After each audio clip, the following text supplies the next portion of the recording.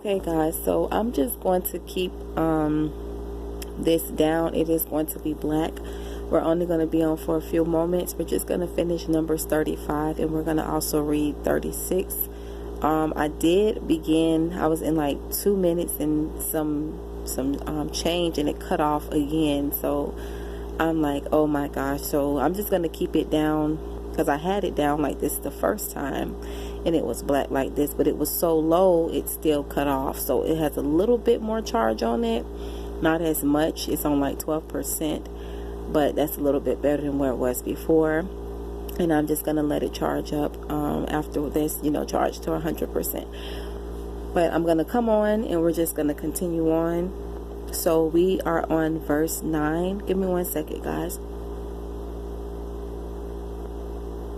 We're on verse 9 of Numbers 35. If you missed any of what we did today, parts 1 and 2, be sure to check them out.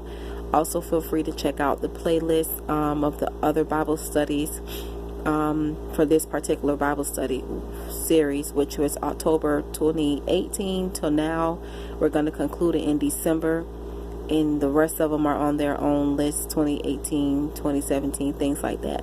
But Numbers 35, verse 9, then the Lord said to Moses, speak to the Israelites and say to them, when you cross the Jordan into Canaan, and we're just going to keep reading down, guys, so hopefully you're following along.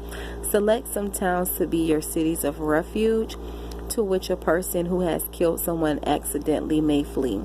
They will be places of refuge from the avenger. Someone say from the avenger, so that a person accused of murder may not die before he stands trial before the assembly. These 6 towns will be your cities of refuge.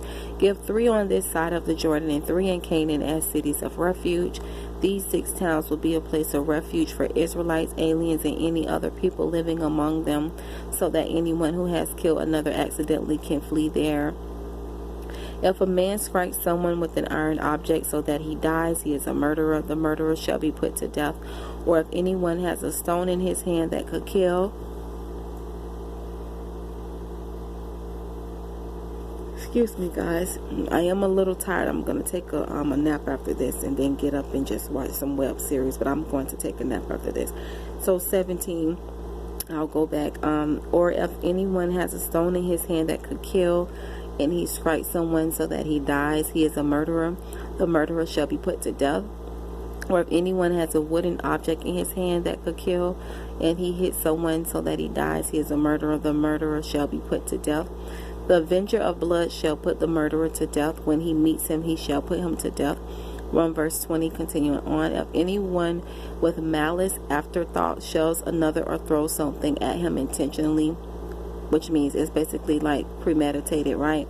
So that he dies, or if in hostility he hits him with his fist so that he dies, that person shall be put to death. He is a murderer. And then, I'm reminded of Ecclesiastes that says there's nothing new under the sun, right? So the avenger of blood shall put the murderer to death when he meets him. But if without hostility someone suddenly shells another or throws something at him unintentionally, or without seeing him drops a stone on him that could kill him, and he dies, then since he was not his enemy, he did not intend to harm him, the assembly must judge between him and the avenger of blood according to these regulations. Someone say according to these regulations. Verse 25, continuing on. The assembly must protect the one accused of murder from the avenger of blood and send him back to the city of refuge to which he fled. He must stay there until the death of the high priest who was anointed with the holy oil. But if the accused ever goes outside the limits of the city of refuge to which he has fled, and the avenger of blood finds him outside the city, the avenger of blood may kill the accused without being guilty of murder, because basically he went outside of the jurisdiction that was going to protect him, basically, right? It's tied to those regulations. So we're going to do 28 through 34, then get into Numbers 36. So the accused must stand in his city of refuge until the death of the high priest. Only after the death of the high priest may he return to his own property.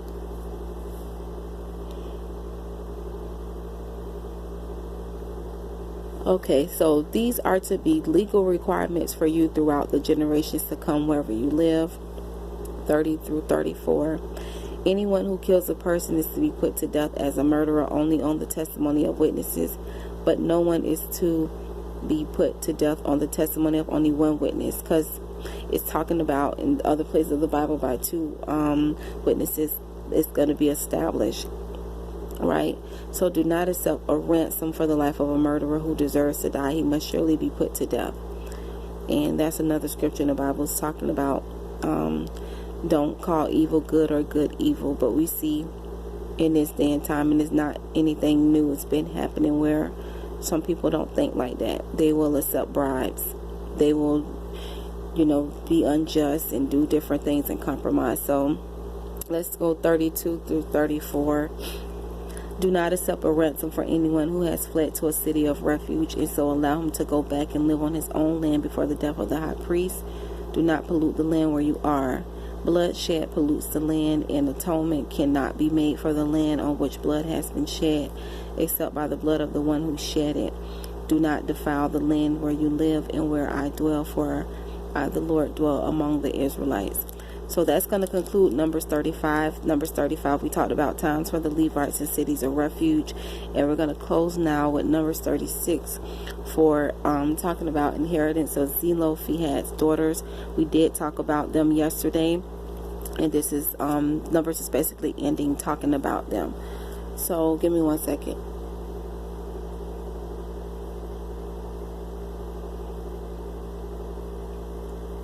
So the family heads of the clan of Gilead, son of Rakera, the son of Manasseh, who were from the clans of the descendants of Joseph, came and spoke before Moses and the leaders and the heads of the Israelite families. They said, when the Lord commanded my Lord to give the land as an inheritance to the Israelites by lot, he ordered you to give the inheritance of our brother Zelophehad to his daughters.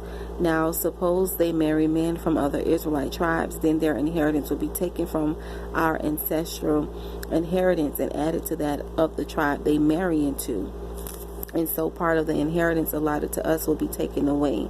We're going to do verse 4 through 13. When the year of Jubilee for the Israelites comes, their inheritance will be added to that of the tribe into which they marry, and their property will be taken from the tribal inheritance of our forefathers. So then at the Lord's command, Moses gave this order to the Israelites. What the tribe of the descendants of Joseph is saying is right. This is what the Lord commands for Zelophehad's daughters. I'm just going to call him Z if I see his name again. So they may marry anyone they please as long as they marry within the tribal clan of their father. No inheritance in Israel is to pass from tribe to tribe, for every Israelite shall keep the tribal land inherited from his forefathers. Because remember, certain things were allotted to each tribe, right? We already talked about that. So 8, reading down, every daughter who inherits land, and yesterday I said it was 3 daughters. I'm sorry, guys, it was actually 5. Yeah, it was 5. So I had noticed that after I had already recorded the video. So let me keep reading. So every daughter who inherits land in any Israelite tribe must marry someone in her father's tribal clan, so that every Israelite will possess the inheritance of his fathers. No inheritance may pass from tribe to tribe. Proceeds keep being reiterated because it's like basically this is the way that he wanted to be. For each Israelite tribe is to keep the land it inherits.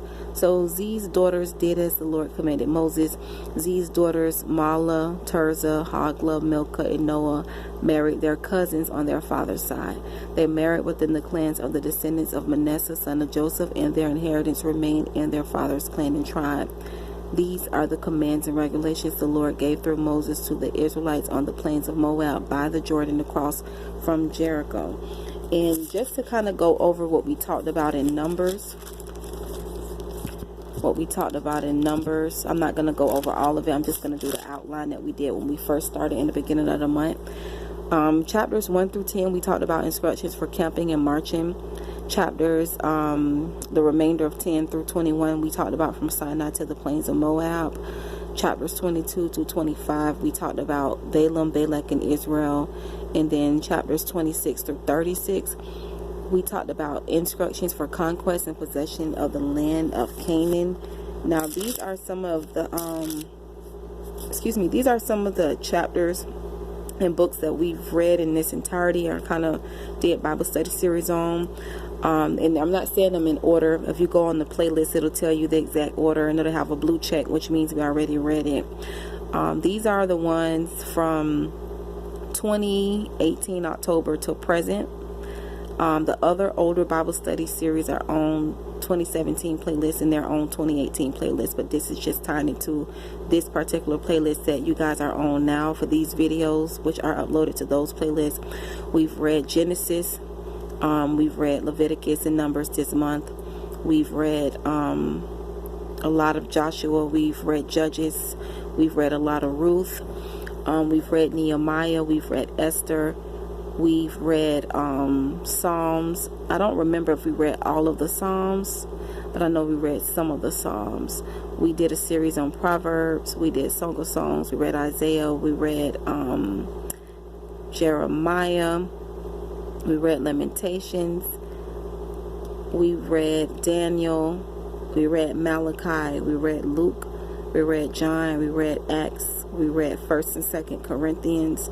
We read some of Peter. I forgot. I think we read all of 1st Peter. We read 1st and 2nd Timothy.